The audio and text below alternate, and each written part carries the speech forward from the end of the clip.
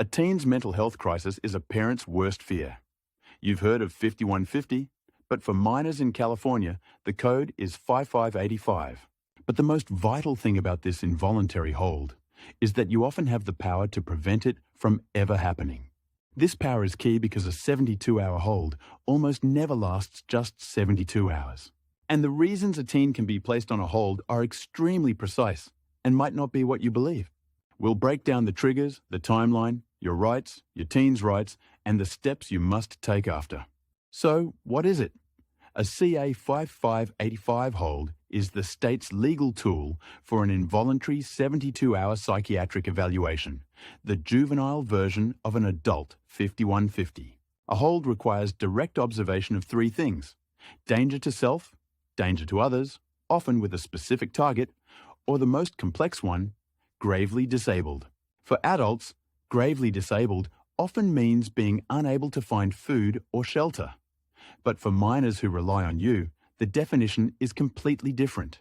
It means a mental disorder makes the teen unable to use the food, clothing, or shelter you provide. Think of a teen who is catatonic and won't eat. This isn't a call just anyone can make. Only peace officers or designated county mental health professionals can initiate a 5585 hold based on their direct observation. So we know the what, who, and why.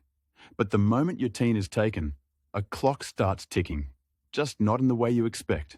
The biggest question for parents is, how long will they be gone? So why isn't a 72-hour hold actually 72 hours? First, the clock does not start when police arrive. It begins only upon admission to a designated psychiatric facility, which can take hours. Second, the 72 hours exclude weekends and holidays. An admission on a Friday could mean a 5 or 6 day stay before the evaluation period even ends. Third is a severe shortage of psychiatric beds for minors in California. This can mean waiting days in an ER before that official 72-hour clock can even begin. During this stressful time, you will want to see your child, but be prepared. Visitation can be restricted to allow the teen to stabilize and for assessments to proceed. This entire process can feel like you have lost all control, but you have not. California law protects significant rights for both you and your teen.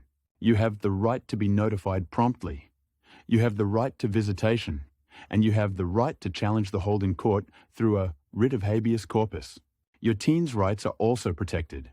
They are guaranteed humane care, freedom from abuse, and access to education and recreation while admitted. And to ensure their safety, minors on an involuntary hold are generally not permitted on the same ward as adults who are on involuntary holds. These rights provide a safety net. But what happens when that evaluation window closes and doctors believe your teen still is not safe? This is the final reason a hold lasts longer. If clinicians see continued risk, they can file for a 5250 hold, extending commitment for up to 14 more days after a formal hearing. A common fear is this will go on their record. A 5585 is a medical action stored in a protected medical file. It is not a criminal record. Now, let's return to the most powerful tool you have. The law says a 5585 hold is for when a parent is unavailable or unwilling to consent to voluntary treatment.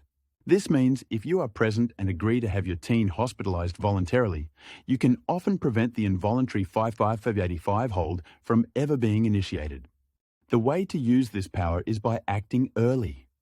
Watch for signs like extreme mood swings, withdrawal, or self-harm. These are signals to seek voluntary help now. Whether the path is voluntary or involuntary, the hospital stay is only the first step. What happens when they come home determines long-term success. When your teen is released, they do not just walk out. By law, the facility must provide a written aftercare plan. This is a required roadmap for what comes next. The 5585 hold itself is not treatment. It's stabilization, a pause button on a crisis. The aftercare plan is the bridge to the therapy that creates lasting change. This brings us full circle. By recognizing those early warning signs, you can engage in treatment on your own terms and potentially avoid the involuntary hold system altogether. Understanding this system is not just academic. It is about knowing your rights, your teen's rights, and your power to influence the outcome. We have covered the strict criteria for a 55585 hold, the deceptive nature of the 72-hour clock, and the legal rights both you and your teen possess. Most of all, we have shown that proactive engagement, from seeing warning signs to consenting to voluntary care, gives you agency in what feels like a powerless situation. A 5585 hold is a serious intervention, but it is designed for one purpose: to keep your child safe in their most vulnerable moment. It is the start of a path toward recovery. If you are facing this, know the law, know your rights, and seek guidance from mental health and legal professionals. You are not alone.